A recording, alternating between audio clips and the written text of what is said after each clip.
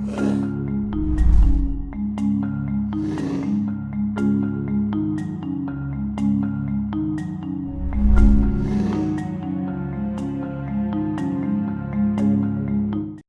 everyone to the third webinar actually of our webinar series on agricultural value chains. And again, before we start, I have to actually mention that the webinar is being recorded and will later on be available on the SNRD website. For the last webinar, the video is almost ready, and once it is, we will send you the link. So this third webinar today has a specific focus on nutrition in value chains. In the past, the development of agricultural value chains mainly focused on cash crops. In developing countries, there was then a first shift with the global food price crisis in 2008-2009, with a stronger focus on staple crops. And in recent years, another discourse shifted actually to the importance of the production and also the supply of nutritious foods. So that the aim is not only to increase income, but also to increase the local availability of nutrient-dense foods. And agricultural value chains actually have the potential to include components of nutrition in terms of education, communication, to improve food and nutrition security. And today we would like to talk about that. And for this we have Alfons Eiligman today with us, who is board member of the International Value Links Association, as well as a master trainer since 2007. He will answer us some questions with regard to value links, the link to nutrition and value chains. And of course, we also have some practical insight into projects. Therefore, we have Efi Gruber, who leads the country package of the global program Food Security and Strengthening of Resilience in Cambodia, and her colleague Eng Chang Hong, who is the national coordinator there. Second experience will come from Kenya. Therefore, I would like to welcome Kevina Wangai, who is a nutrition expert working for the global program Promotion of Nutrition-Sensitive Value Chains in East Africa. And as always, please feel free to ask questions during the webinar using the chat function or sharing your experience by just unmuting your mic and telling us your experience. And with this, I would like to hand over to you, Alfons. Thank you very much, Kavina. Also, a warm welcome from my side, all participants of the webinar on nutrition-sensitive value chain development.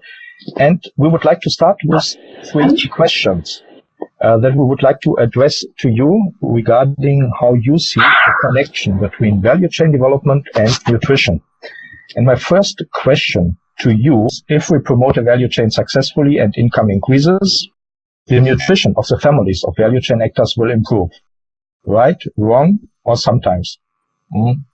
Just say in the chat function how you see that. The second question would be, all value chain promotion projects should include a nutrition focus. Agree, disagree? If not, or if, why or why not? Would be good to hear why you would say the value chain promotion projects should include a nutrition focus, or why not? And the third question is rather about what are your general comments and experiences regarding value chain development and nutrition. So we would like to make you get used to the chat function and would like to get what you say here. And I already see that some comments are coming in, and we will see. We will still wait a little bit and then come back to what you tell us. We will assess a little bit. While waiting for your responses on these questions, I would like to show you one other sentence that we recently saw this week from the new GIZ evaluation report. The General GIZ Evaluation Report 2017 is also talking about the experiences with value chains and the evaluation by the German DEWAL Institute of value chains that took place 2 years ago. And the GIZ Evaluation Report says or concludes This means the value chain approach will be geared even more closely to poverty reduction, food security, and food quality. Nutrition-sensitive results models and indicators now determine the design of new projects on value chains. I think as a starting point, this shows very well the relevance of our webinar topic for value chain promotion, which will be geared more and more to nutrition-sensitive results models. Thank you, Alfons, for this introduction, and we will later come back to all your answers and comments that you've made. Now we would like to have some answers first from you, Alfons. How does Value Links 2.0 describe the relations between value chain development and nutrition?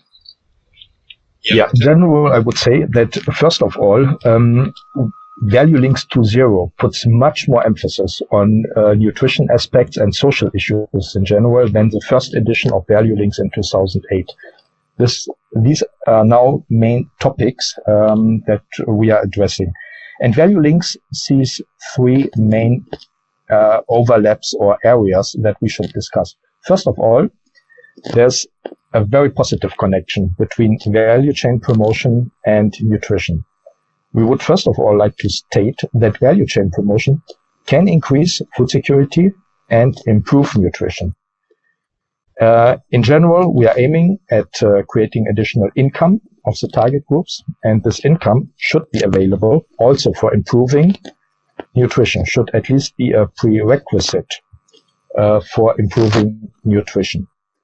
Second, we work a lot on agricultural value chains. And there, the output of agricultural value chains should improve. The value chain promotion should lead to greater availability of food for the consumers, should lead to lower consumer prices, and better quality, more safe food. So there's, first of all, a positive connection between both. However, we see that malnutrition is still prevalent in global value chains. We would say it's not automatically the case that nutrition improves if the income of the value chain actors goes up. There have been done some studies, for instance, one study in Nigeria on the cocoa value chain that shows that 40% of the farmers could still not cover their food needs by the end of a value chain promotion project. And maybe there are 2 points that are important. On one side, we have to ask ourselves the question, does our value chain promotion always generate incomes that are high enough to really cover the food needs of the value chain actors, that allow them to spend more on nutritious food? This is number one. Number two is the question of behavior of the value chain actors. Food preferences, awareness about nutritional aspects.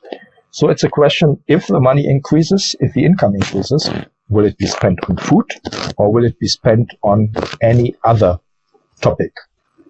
And the third area where we see that we should discuss is, in general, with value chain promotion, we target to have some kind of specialization of the value chain actors.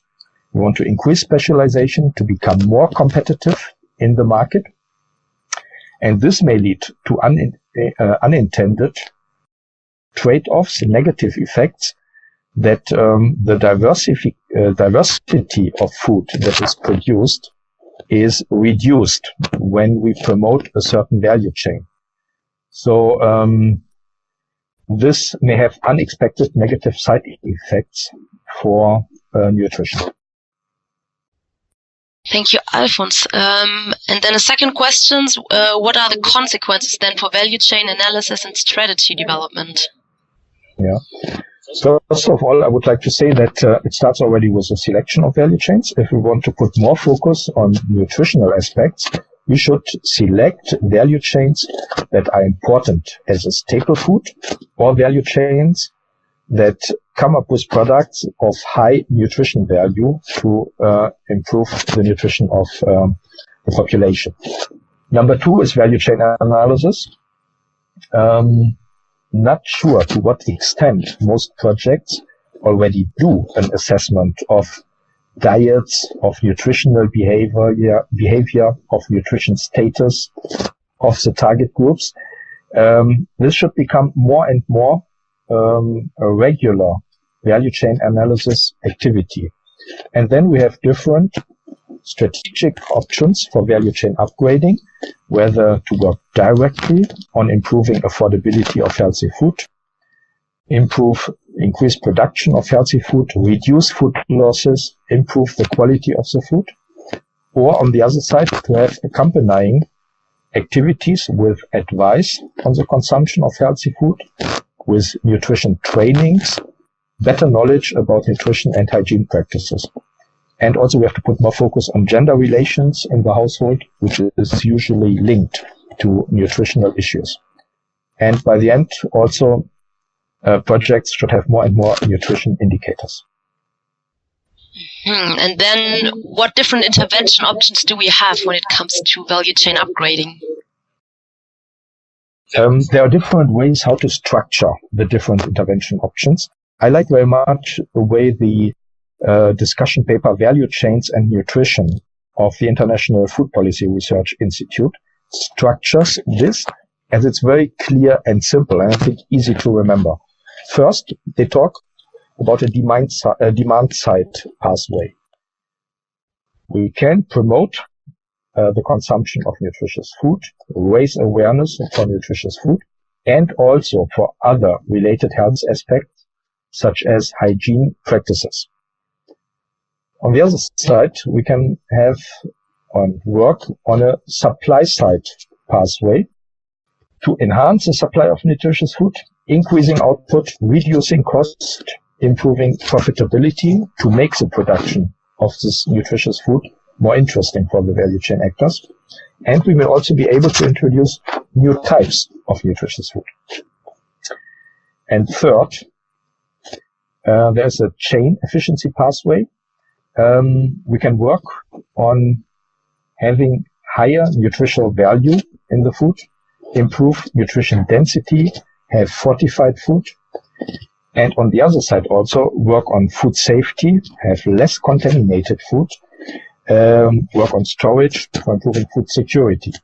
So the demand side pathway, supply side pathway, and chain efficiency pathway, I think, are the three main topics that we should address.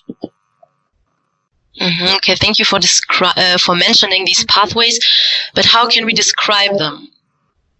Yeah, you see here again in red color the three pathways: interventions to increase demand, interventions to enhance supply, and interventions to enhance chain efficiency.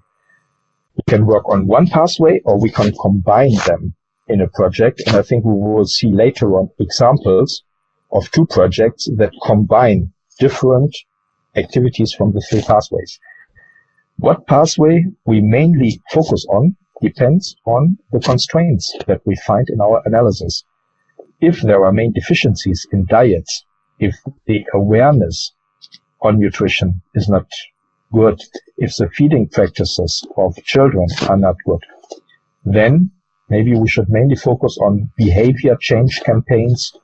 There are school meal programs, there are nutrition field days and other activities to change the diet, change the practices, and improve the nutrition. If the constraint is mainly limited supply and or high prices of nutritious food, then we can work on the supply side through better seeds, increased productivity, training of actors in the value chain to come up with more supply of nutritious food. If we have mainly issues of contaminated food, then what we call chain efficiency could be the main point, that we work on food safety, that we work on food fortification, on reduced perishability of food to make the food more available and better quality of food available throughout the year. So these three areas I think we should check and see what shows highest potential for us. Okay, thank you. And this leads us to another very important question. Alfons, what target groups do we have when it comes to nutrition-sensitive value chain promotion? Okay, we took here a slide from the GIZ working paper, The Potential of Agricultural Value Chains to Improve Nutrition, that we simplified a little bit and adapted it to our value links way how we show a value chain map. Before the webinar, there were some questions. With our projects, do we mainly focus on small-scale farmers, or do we really target the whole value chain? And I think this slide shows very clearly the potential that we have to work on the different levels in the value chain. Let me start with the market. Very often, it's the overall national market, the different consumers that we are targeting, not first of all our farmers in the value chain.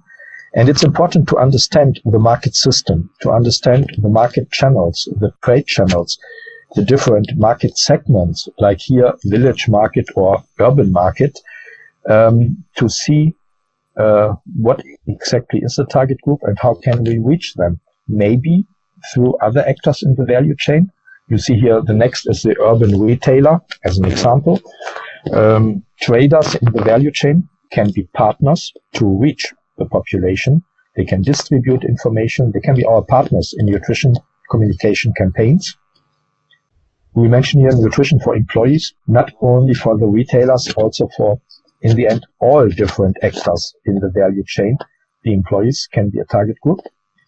The processors, I think, are particularly important when it comes to food fortification, to food safety, maybe to production of new kind of food, food availability throughout the year. I think as important as our small-scale farmers. Any kind of other traders, like your wholesalers, village traders, for safe storage infrastructure, for instance, important partner to ensure that the food arrives in good shape to the market. The farmers, of course, are a main target group. On the one side, for the production of food, for the diversification of their food supply, in relation to the specialization that I mentioned earlier, and also as a target group for nutrition education campaigns. And even the input suppliers are of interest for us. Very often the competitiveness of the value chain, the productivity of the product starts with the input suppliers. And there are also projects, particularly, or for instance, in Zimbabwe or financed by the Gates Foundation, that work on the application of micronutrient fertilizer or biofortified seeds that per se already have a higher value of nutritional ingredients, and where also the crop later on has higher value or higher content of nutritional value elements. So we can see, I think, Karina, that here throughout the value chain at each level, I think we have some good starting points to work with different actors in the value chain.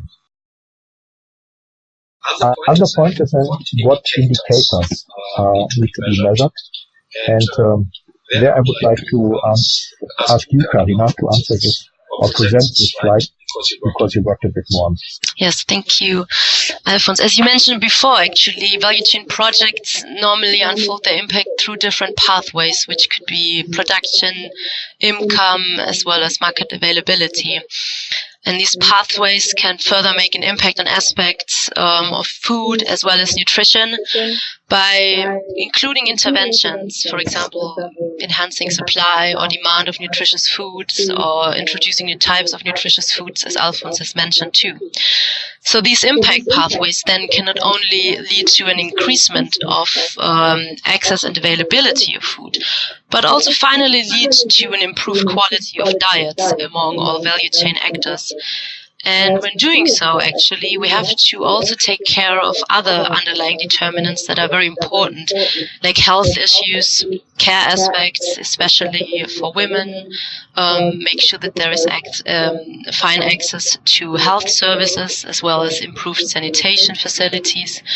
And when looking now at this slide, you can see that we used and adapted slightly the conceptual framework of nutrition from UNICEF, and you can see all determinants that I've just mentioned here.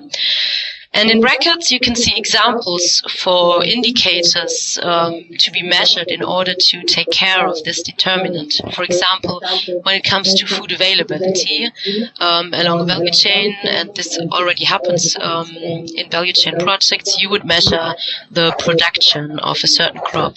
When it comes to access to food, for example, you could take the HDDS, which is the Household Dietary Diversity Score. If you want to measure the food intake of an individual person to assess the diet, you could use the Individual Dietary Diversity Score, or IDDS.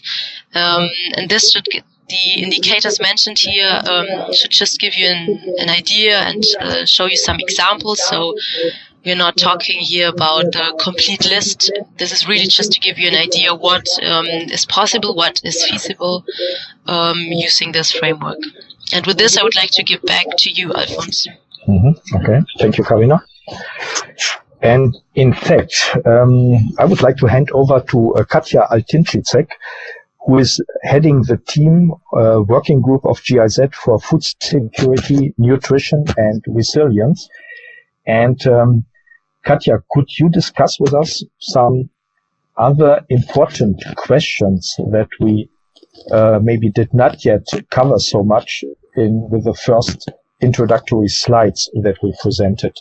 We put a few points together here already that you sent us before, but I would just like to hand over to you and give you the possibility to say a few words from your side. Can you do that, Katja? Yes, thank you very much, Alfons. I'm very happy actually to be able to contribute here.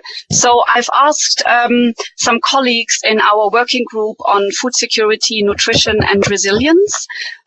When it comes to nutrition sensitive value chains, what are the most burning questions we have and what would we want to discuss here and also find out from our practical examples? Another big topic is also advocacy for nutrition, looking at the multi-sectoral nature. Now we talk on agricultural value chains, but of course it's basically the same in the health sector. Looking at also the UNICEF framework, where we can see that several sectors play a crucial role.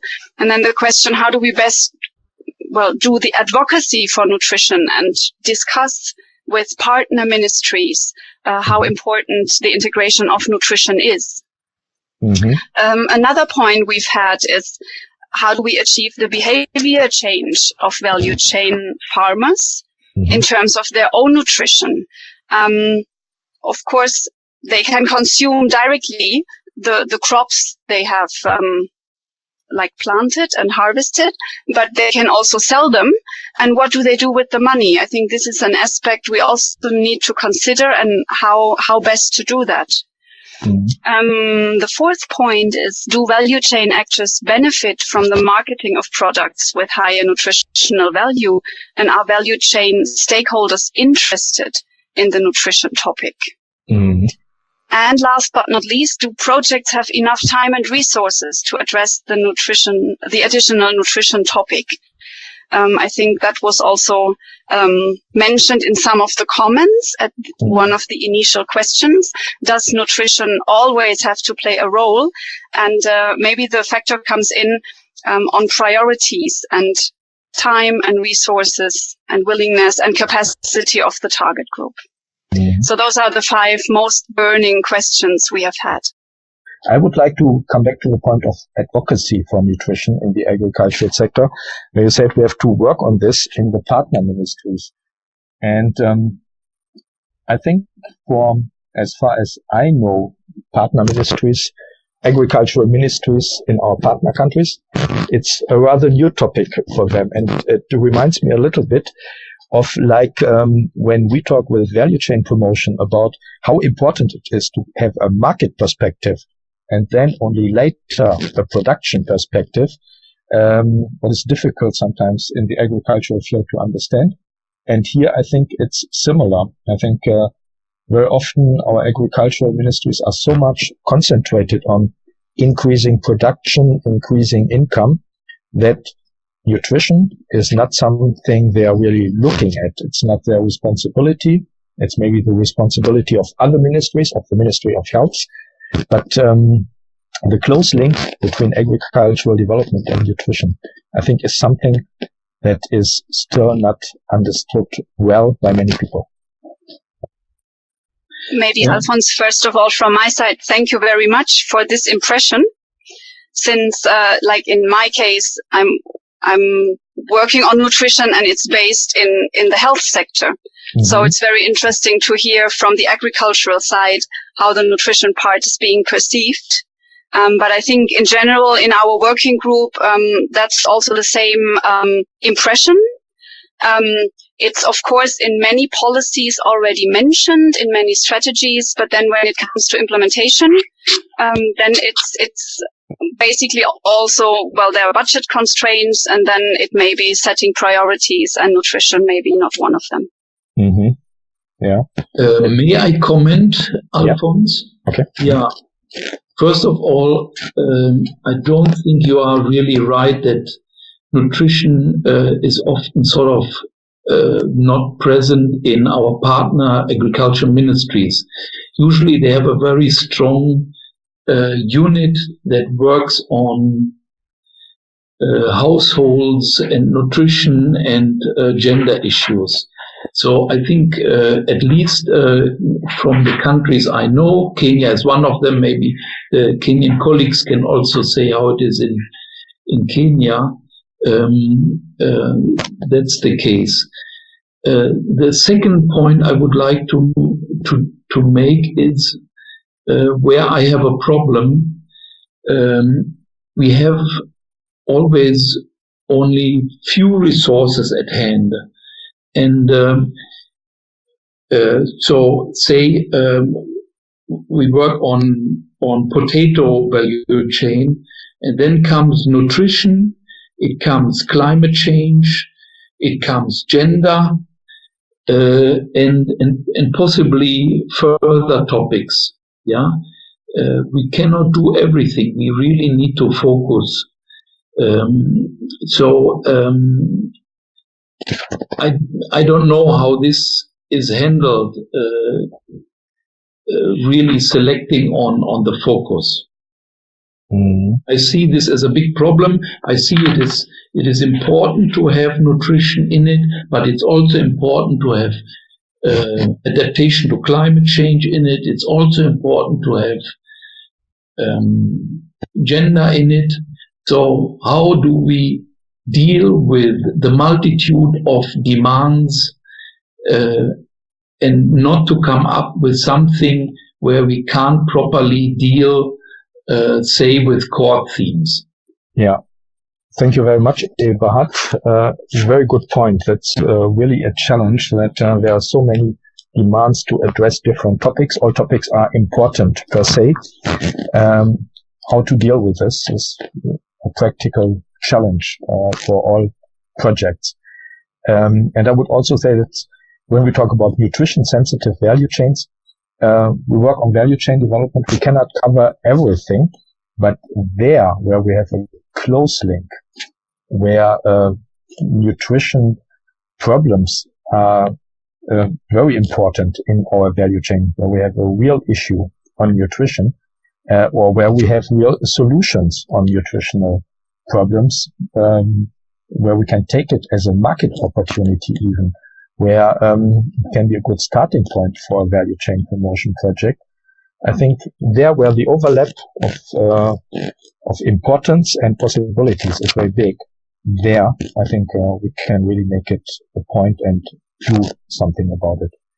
I think I can comment especially about the point you gave. Kenya is a good example of having a strong nutrition department inside the agriculture, but it's been there, but with the devolution process, somehow it threw things off course, because looking at the devolved structures, the local governments concentrated more on commercialization of agriculture, increasing income among the farmers, and nutrition was somehow left out.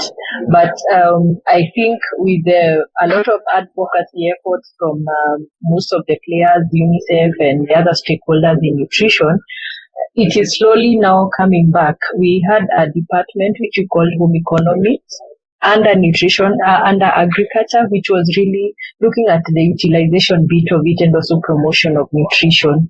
So yes, I agree that nutrition, we should continue advocating for that to come along, because as you see, commercialization has worked, yes, in improving income, but in some of the local governments, if I can say, or the counties as we call them here in Kenya, the ones that have a higher income from agriculture, then when you look also at the trends in stunting, they keep going higher.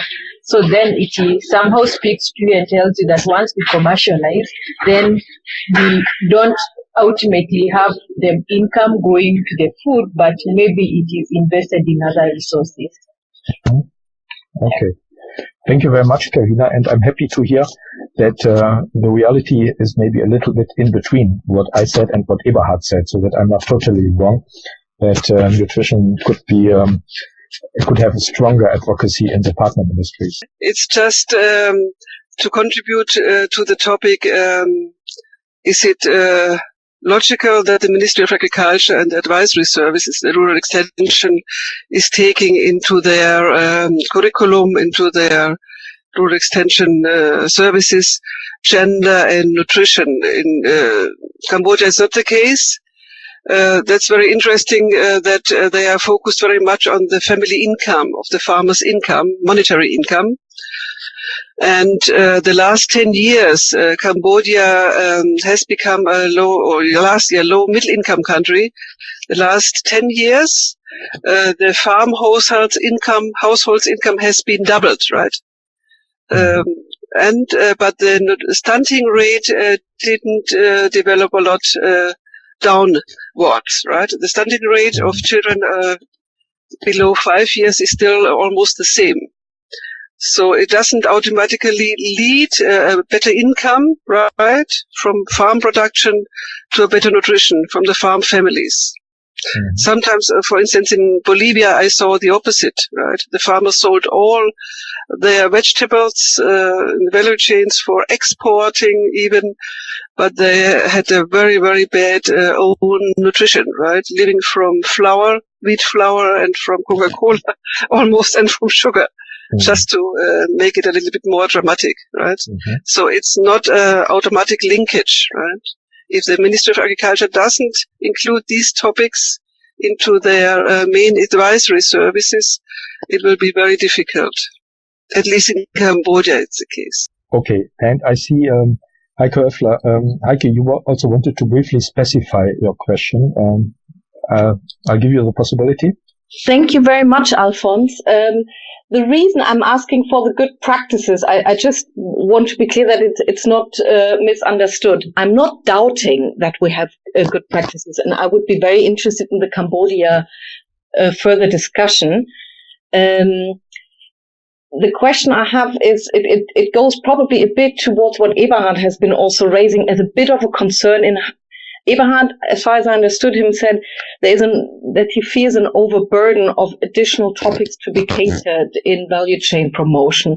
My concern on behavior change is not so much that it is an additional topic. I think it's a worthwhile topic as long as it addresses the needs of target group and is within the realm of the partners we promote.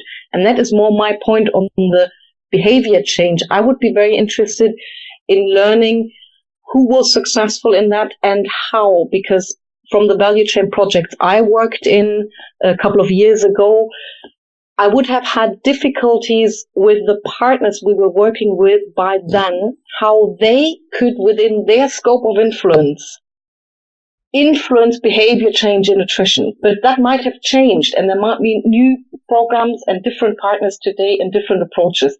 That is a bit where I'm coming from with my question. Thank you. And when you talk about partners, you mean government partners, or you mean all kind of value chain actors?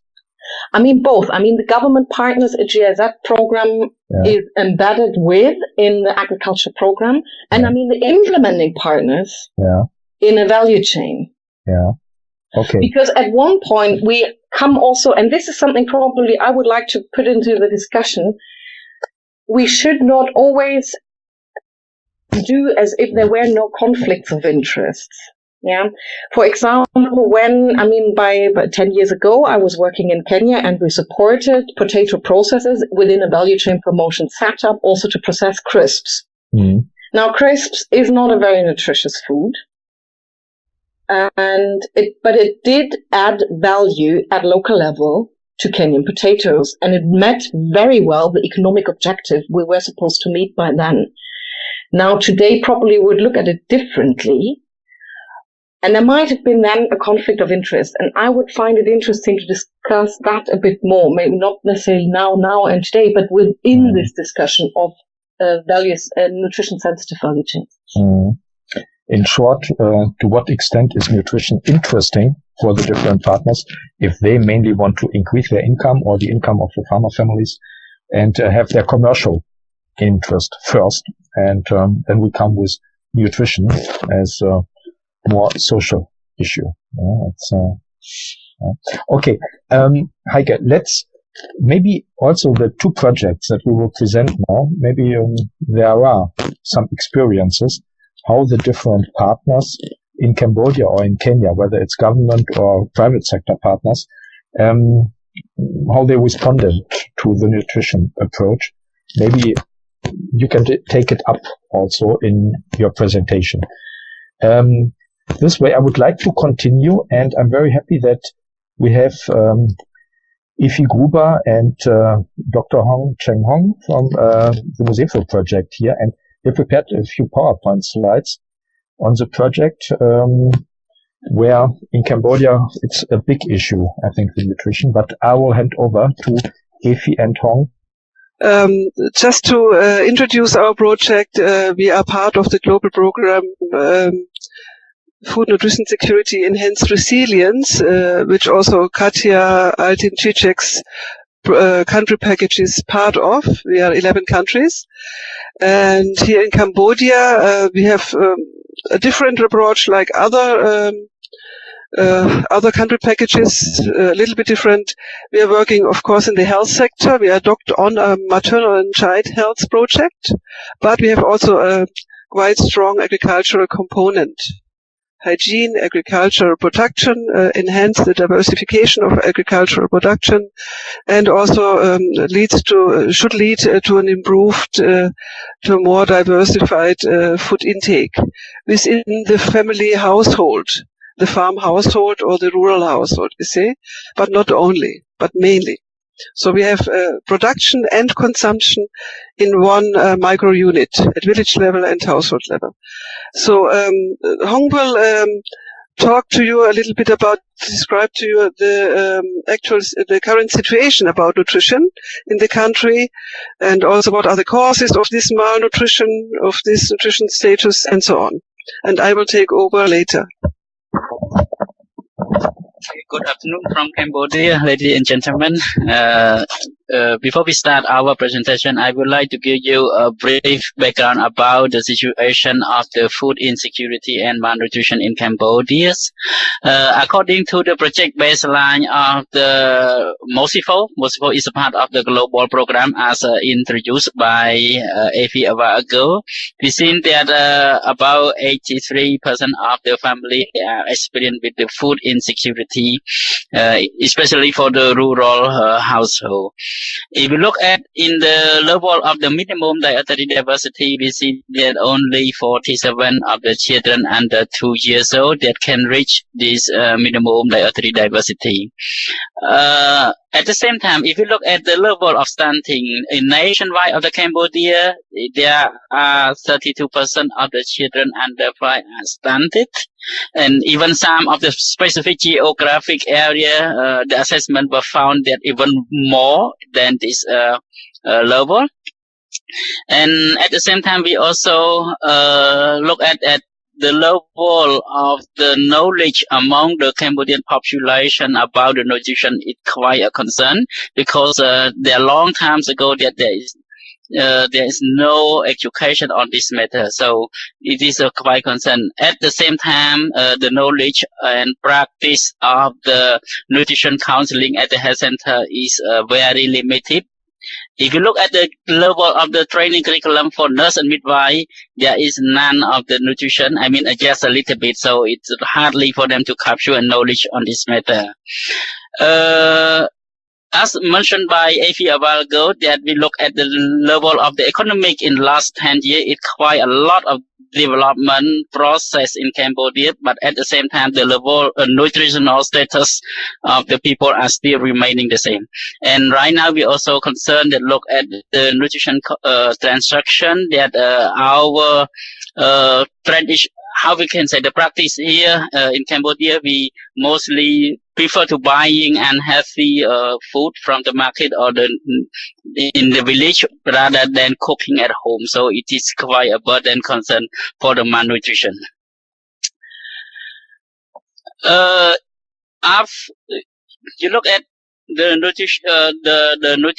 nutrition conceptual framework from the UNICEF, we see that we have malnutrition concern that can be caused by the inadequate access to food, and also insufficient health service and unhealthy, and also the knowledge and practice among the mother on care of the children. This also a concern, and that would contribute to the disease and also indicate dietary diversity, as I mentioned a while ago. So if you look at the level of the intervention, we have different level of intervention. The nutrition-specific intervention address directly to the concern just only a little bit help to solve the problem, but nutrition-sensitive intervention much more help to the problem of the malnutrition. Yeah. However, both can contribute altogether. If you look at the difference between traditional value chain and additional focus on the nutrition sensitive value chain, you see a little bit different. I can start from the intervention approach, that you can see the traditional value chain is about the strategy to enhance the supply side. At the other nutrition sensitive value chain is more strategic to stimulate and demand side and nutrition value. And if you look at a little bit higher level of the common commodity, market potential and producer group, both of them just focus on the market potential, but for the nutrition sensitive value chain, they focus on the nutrition improvement potential. So it is quite a little bit different that you can start to notice. If you look at the monitoring and evaluation level, for the traditional value chain is focused on the market access, production and income generation. At the same time, that nutrition sensitive value chain is more focused on the nutrition improvement and potential. The last thing is at the level of the objective. For traditional value chain is only focused on the market access and income. At the same time, that nutrition sensitive value chain is more focused on dietary diversity and nutritional status, especially among the population who are the consumer. The next, we would like to share with you the example on how to link between the traditional value chain with the nutrition sensitive intervention, but we try to merge it on and to capture on the overlap point, which is so-called nutrition sensitive value chain. The yellow card that you can see here is the issue concern that really happening in Cambodia. For example, lacking of the safe and hygiene environment, poor access to the use and health service, inadequate care for mother and children, poor food insecurity, so far and so on. It is a real issue that happening in our community. And the red card at below, this is the possible intervention that we can promote within Cambodia as well as the MOSIFO project here in Cambodia. For example, we try to enhance the demand, both demand and supply side on the nutritional food. We can involve women or empowering women or gender sensitive intervention in our project that could also addressing in this matter. We can also enhance pro nutrition add value to introduce to our target audience, and we also use mass media or mass communication to sensitize actors who are involved in the value chain as well as the food security and nutrition to be understanding and knowledgeable about the nutrition here in Cambodia. The next is some of the examples that we can, that we have a lot of slots that we can working to promote nutrition sensitive value change, particularly in Cambodia. For example, at the output supply, as Alphonse mentioned a while ago, you can see that there is some application of the micronutrient and fertilizer in the bio fortify and for the seed, so that the farmer can use those seeds and then the nutrition fortify in that matter. If you look at a little bit higher to the farmer production, you can also support our farmer for diversification of the production of the nutritious food, nutrition education through the education. Later you will see the approach that MOSIFO has been done in Cambodia that AFI will be elaborated in more detail with regard, for example, in the field of nutrition day. If you look at the last, the top at the market level, you can see that nutrition communication campaign could be also another channel that we can promote nutrition sensitive agriculture in our project. Okay, what Hong said, I would like to specify a little bit more. What are the possible interventions along the value chain that address underlying determinants of malnutrition? In our case of MOSIFO, we have put some examples. For instance, interventions that enhance pro-nutrition added values. We elaborated a seed calendar for the farmers and for the women who are preparing the food. And in the seed calendar, you can see we have crops where you can see we have some in 1 month where you can harvest the crop, and the other months where you can seed or plant the crop. And when you see the icon where you can plant the crop, we elaborated for the farmers a crop calendar. That means 2 crops per month are presented or are introduced to the farmers in the months where they have to seed or where they could produce or plant the crops. They don't contain only agricultural inputs. We have also in these crop calendar information about the nutritional value. Why is it so important to plant this for the family food?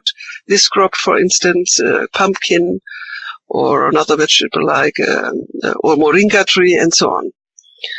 And on the other hand, the seed calendar gives us also for the women who are producing or who are cooking nutritious food for themselves, for the family, and especially also for the small children. The complementary feeding, they see also they have a recipe calendar. It's also in the seed calendar you can see that what you are harvesting, we introduce 2 crops, 2 recipes per month. And so of healthy snacks or healthy food for children or for the whole family. What I want to see is that in the farm household, the producer and the consumers, they get the same information. And so the farmers are more and more convinced that it makes sense to produce nutritious food, right? To diversify also the production for their own family household, but also to sell the overproduction. Another intervention that enhances the supply of nutritious food could be the awareness raising about nutritious and unhealthy foods, the promotion of nutrition-sensitive multipurpose farms. That means that we promote farms, multipurpose farms, which also take care of the hygiene, including safe drinking water, including safe storage of food, also including water and sanitary and hygiene aspects regarding preparation of foods, and not only the farm production. Interventions that enhance the demand of nutritious food. I don't want to make an example because we don't have so much time. For instance, the introduction of new types of nutritious foods. We are very keen on introducing new types of processing the foods, for instance, fish powder and moringa powder for the complementary feeding for the children, or what we learned from Burkina Faso, from our sister project, to pre-roast cereals and to ground them. And then you can cook them, reduce the cooking time dramatically, right? So these new innovations also motivate farmers and consumers to integrate more the nutrition-sensitive aspects. And interventions that empower women, of course, we are very keen on to reduce the workload of the women. What I told you about the pre-roasted porridges, that really reduces the workload of the women to prepare the complementary food for their children. It's 1.5 hours a day. That's a lot of time. These things we also would like to promote. Now the next slide. I don't go into detail. I only wanted to present you superficially. We are promoting 2 value chains, nutrition sensitive, of course, which are exactly important for the complementary feeding for the small children.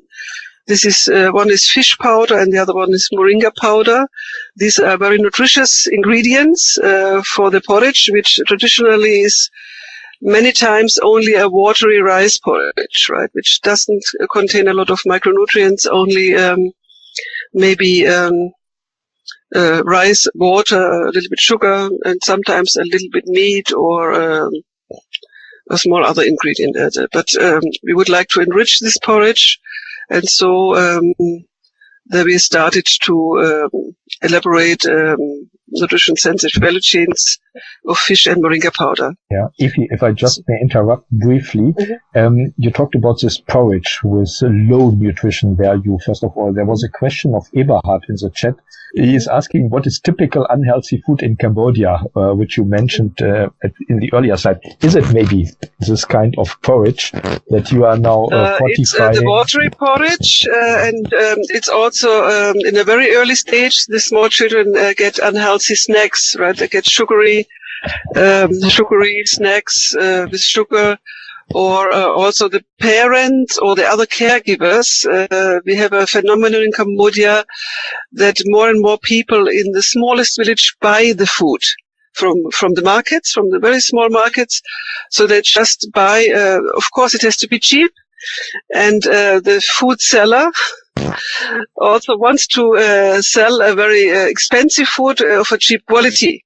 And so in many cases now we found out in our small analysis in the small markets that some food which is produced by the market seller in the markets, it's sugary, it's tasty, right? Let's say a lot of sugar, a lot of other tasty things like Geschmacksverstärker, I don't know how to say it. Maybe you can, I don't know it in English, who are strengthening or who are, I don't know, which is tasty, glutamat and I don't know what.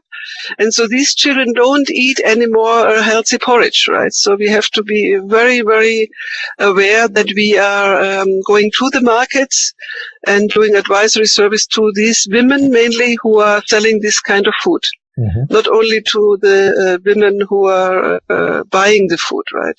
both sides. We have to go there. Yeah.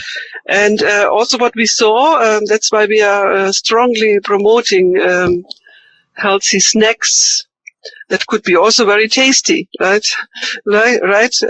What we see in the small villages, in the shops, the people have sweets and they put ice cubes and water into it, and then the children drink it. It's like a sugary water, right?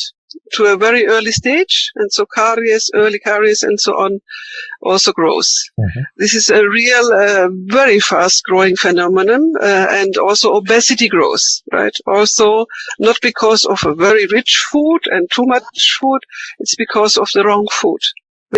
I think, I don't want to go into details. A very good tool, which I brought from Latin America, where I was working a very long time ago in rural development with women.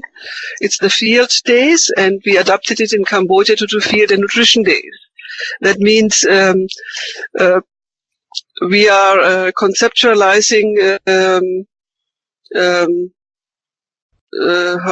some stands, stations, different stations where the people can be informed in a very systematic way. Not just they go there, every 15 minutes a group goes to another stand. It's very rigid, but it's very, very, very effective in knowledge transfer.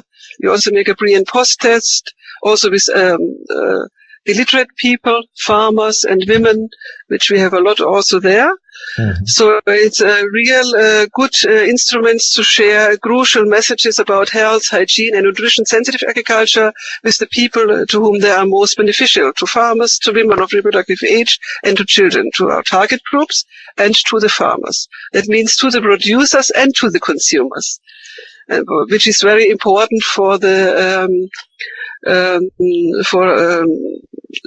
being convinced to elaborate nutrition-sensitive value chains, right? If you only include the producers who don't know what the consumers need, right, it's difficult.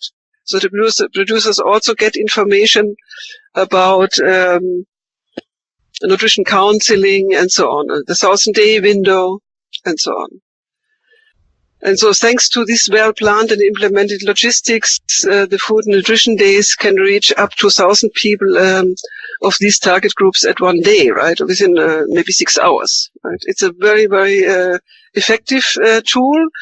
And that means that we, if the farmers and the women and children are informed, we can start to work with them more intensively. Thank you very much. Because they have a basic knowledge, and then with advisory services, with nutrition counseling, and with regularly agricultural extension and so on, we can intensify the topics. Thank you very much, Efi. I think this was a very good example, and I know that some other projects that we visited in Cambodia are already interested also in taking over or taking your experience with the field and nutrition days to see how they can include it in other projects as well. We are already strongly working with the livelihood program, ILF, right? Improvement of livelihood and food security program. Mm-hmm. And we are working with 3 villages of them in one province, right?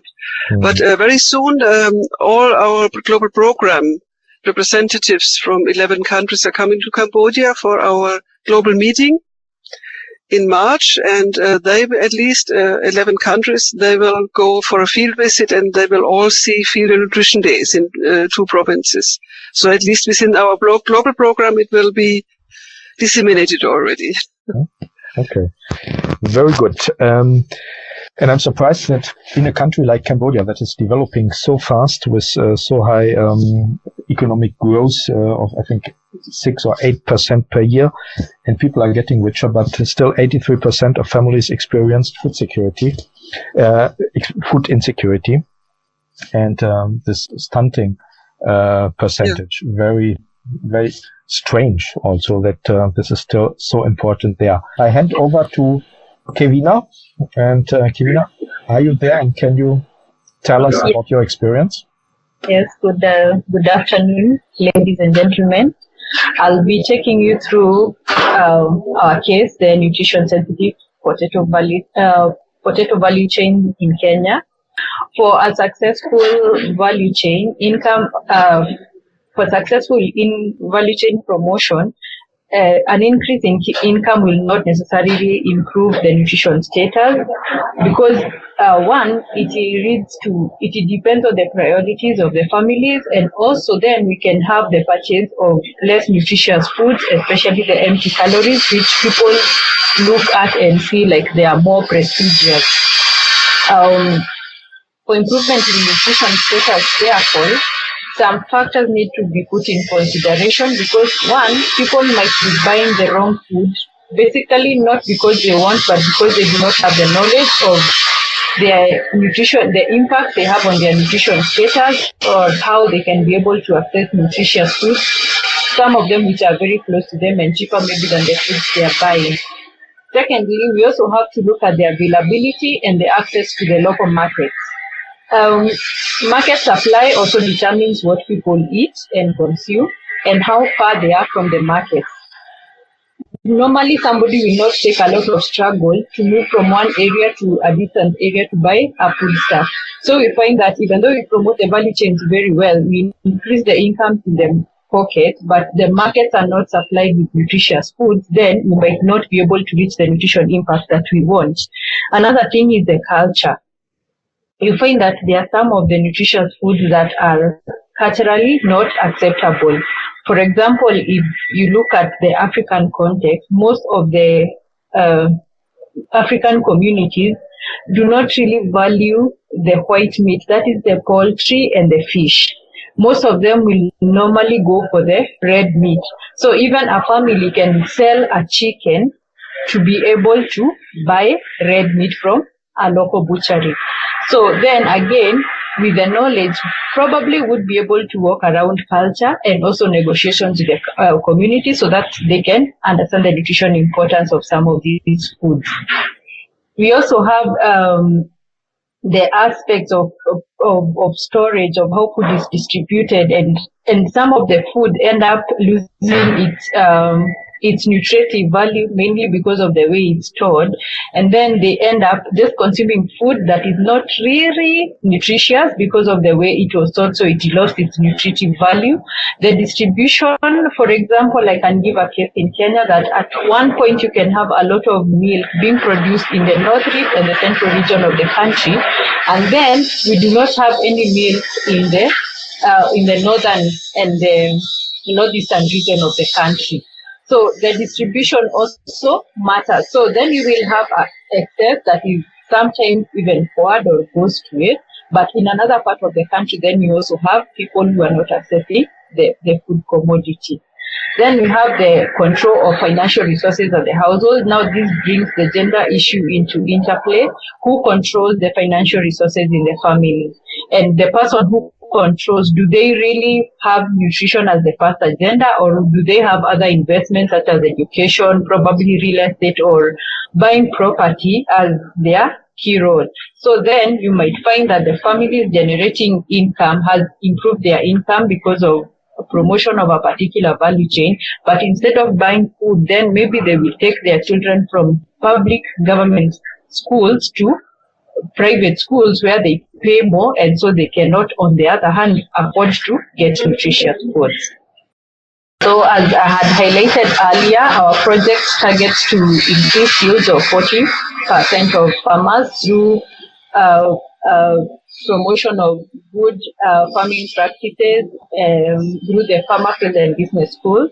Then the second outcome is to increase the individual diversity score by 0.5 of a food group for 18,000 people, of whom 40% should be women. How do we look to achieve this? First is to increase income generation through professionalization of the lead crop. In this case, it is the potato. This is being done through, and then with that, we have an addition training on nutrition at the community dialogue groups. I'll be later taking you through what is community dialogue groups and the farmer field and business schools. additional income then will be targeted to buy nutritious foods, and that's why they go through a nutrition training in line with the good agricultural practices in the potato production. And then we have complementing of the potato cultivation through promotion of kitchen gardens and rearing of small stock such as rabbits and chicken. These ones will provide nutrients to the family. Also, the access is also improved for these for these nutritious foods, especially the vegetables. And in the kitchen gardens, we also promote the planting of fruit trees that can do well in the regions where we are promoting potato production.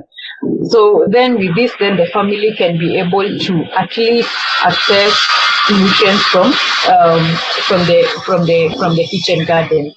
The kitchen gardens also help because if the main field belongs to the man, because land ownership in Kenya context belongs to the man, the small kitchen gardens belong to the woman, so she can be able to plant what will be of nutritive value to her family, as opposed to the bigger field where she may not have as much control. Then after that, then once the production has been done, then we go into cooking demonstrations, where we cover even issues of hygiene, and then we promote recipes, different kind of recipes, and in this, then we are trying to conserve the nutrients, one in preparation, and also we take them through storage and preservation so that even whatever they store, then it's stored in a good way that it is not contaminated, and also we do not lose nutrients in the process of storage or in the preservation process. This is the community dialogue outreach cascade model I had highlighted earlier. We started off by developing or training content by the master trainers. The master trainers in this case were from the state departments of agriculture and the Ministry of Health at the national level. They are tasked with the mandate of developing of the training materials and supporting the counties in domestication of the same. So we came up with easy, simplified nutrition messages that can be given to the farmers, with also practical skills embedded to them because of easier conceptualization of the technologies that you're introducing to them. After that, then we held a training of trainers on agri-nutrition. It's a 5-day training with practical sessions on cooking demonstrations, hygiene, kitchen gardening.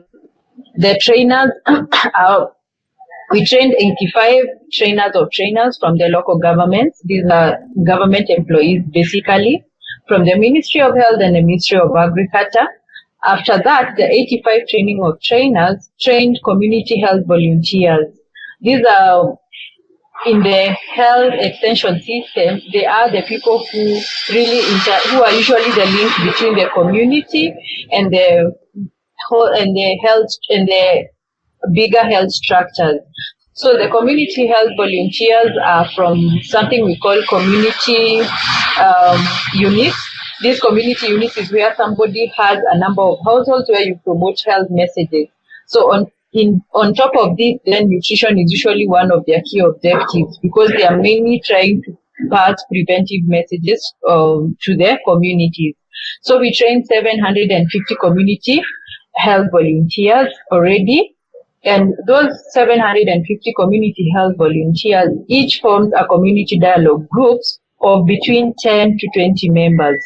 These groups normally meet on a monthly basis where they discuss issues pertaining nutrition, what affects their nutrient intake in their communities, what are the hindrances of achieving ideal intake of nutrients. And with this, then they are able to also have a way forward. What can they do to improve that? On top of that, then they also train the members of their groups on kitchen gardening, they also do demonstrations on cooking, and then they also have the hygiene promotion practicals, and then they keep following up their members to see whether this is being implemented. Of about 7,500 farmers who are already starting to go through the community dialogues, and they have met for the last 3 months for now. The farmer field and business schools is taken care of by the agriculture extension bit of it. As I had alluded earlier, the Ministry of Agriculture in Kenya already had an extension, has nutrition in its system, which was somehow weakened by devolution, but slowly now is getting back. So we are utilizing that structure so that we can also feel the importance of embedding nutrition in their extension structures. So what have we learned so far? So one, we've learned that in value chain projects, special emphasis on nutrition can go through inclusion of nutrition in capacity building measures for farmers. That is complementing to the lead crop focus. So if you have, for us, we have potato as a lead crop, then along the value, along the promotion of that lead crop, then we embed nutrition messages in it. I think we get a better income. Because, for example, in one of the counties we are working, which is one of the food baskets, basically feeds the capital of the country. It's a food basket, basically. We have starting levels of up to 29, higher than 29%, higher than the national average. So it leaves us with the question, do these people sell everything or what do they consume? So that's why we saw it's important to have the nutrition component along the value chain so that these people can really understand also the importance of nutrition to their families. Then promotion of potato value chain will lead to higher production of the potato and self-sufficiency. Sometimes back, I know Kenya might have hit the headlines when we had a shortage of the maize flour because of a shortage of the maize. And potato being the second most important food crop in Kenya, then with increase in production, then we are also pushing the country towards food security, because then we are not really over-reliant on one crop, which is maize, that once we have a shortage, then we have a crisis in the country. Then we have a practical-oriented training modules can be taken up easily by communities since it's easy to conceptualize and retain the information from the trainings. So as they're doing the practical bit in the good agricultural practices, and in between they have nutrition modules, since as somebody was talking about the being overburdened, we have a lot of things that want to be streamlined within the agriculture projects. Then when you have the practical training modules, it is easier to conceptualize, so you do not have to take a lot of time. The farmers take it up more easily and they are able to practice. And we have seen it because there is already a rising demand of the nutrition trainings that we are offering. The farmers are really curious to learn, especially on the cooking demonstrations. The practical bit is really creating a lot of curiosity among the farmers. Then on top of that, then gender needs to be really streamlined, because as we increase as we increase the income, then if gender issues are not taken into consideration, then we might end up still having nutrition outcomes not really working for the best, because then the control of the money might go to the man, who might not really have a very good understanding of the importance of nutrition. So we consider gender issues, one, in promotion of the main crop, and also in nutrition issues. Then we also intentionally have messages for both men and for women, and also we target both men and women. I would quickly like to give Eva Greber here the possibility to summarize a bit what kind of comments we had in the chat function, particularly at the beginning of our webinar. Eva, is there anything to share? For me, it was too much to follow all the comments. Yeah, thank you, Alphonse. So for the first statement, it was if we promote the value chain successfully and income increases, nutrition of the families of the value chain actors will improve.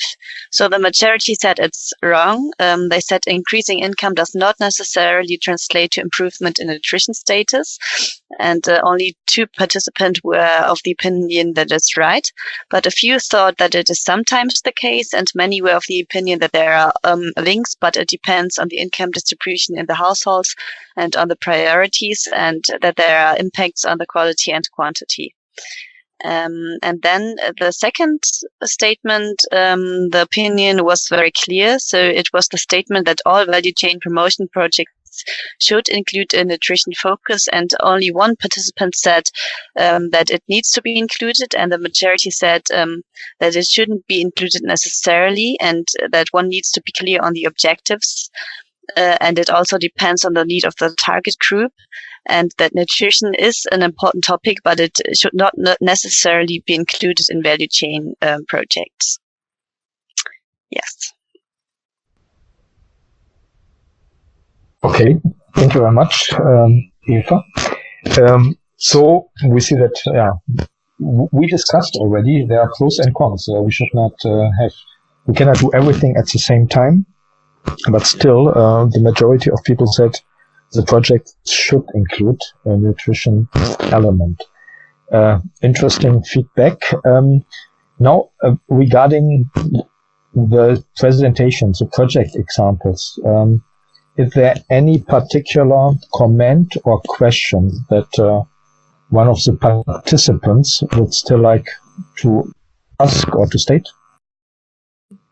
Alphonse, then maybe I'll ask a question to the Kenyan lady. In the area where we have this potato project, these are the highland areas of Kenya. I found the food in general very nutritious.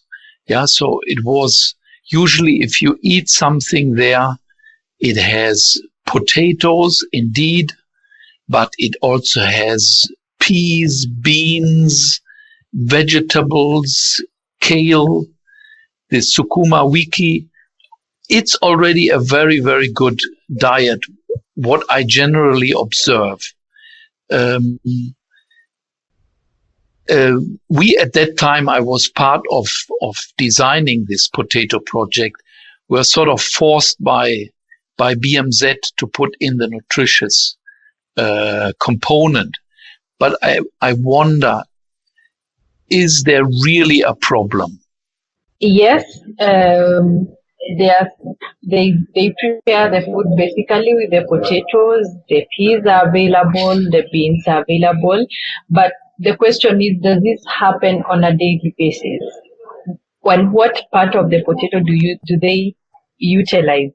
Having grown up there, I know that sort of there is a monotony of diet. Mostly you'll find the main diet is cabbage, maize, beans, probably with potatoes, and then you find that most of the time, even the cooking method, the food end up being overcooked. So that is where we are. Then you can also ask, if you look at the national data, then you find that you have the stunting levels at 29%, actually being among the top 10 counties in the country in terms of stunting. So yes, there's a nutrition issue, and also if you look at the baseline, then the diet diversity score does not also look very good. It is about 3 points. It's about 4, yes. So there is an issue, yes. And if you look at stunting, then it already tells you that their diet diversity, despite the availability of these foods in the area, then the diet diversity is not really good.